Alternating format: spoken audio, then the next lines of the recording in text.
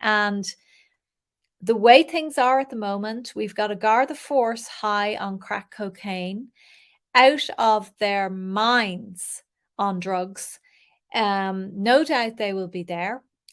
The only reason they will not turn up, and the savages that they are, behaving like absolute lunatics, will be to prove me wrong, because they don't turn up anymore for these other events except to arrest the number one Garda informant, who is Dee Wall, aka Dolores Webster, who is the reason I was arrested. And that is all very, very clear to me now.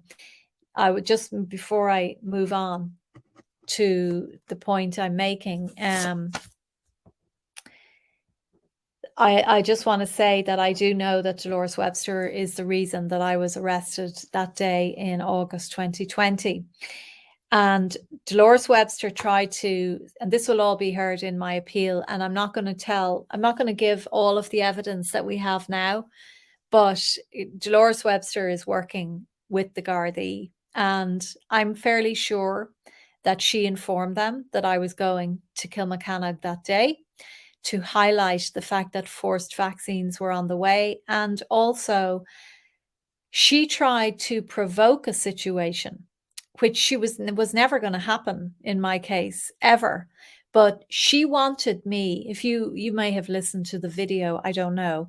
She wanted me to take the banner from that psychopath Kicker Waldron's hand, which the Gardaí would turn around and say was assault, of course.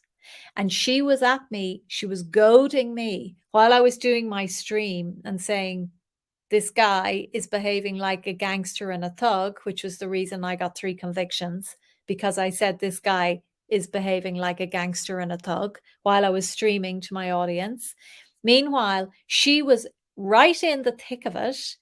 I'd say she was physically touching him. And she was saying to me, grab that banner, grab that banner. Her purpose there was to try and provoke me into taking the banner from him, which I was never going to do under any. I knew I was dealing with a psychopath, and I know how the guards operate.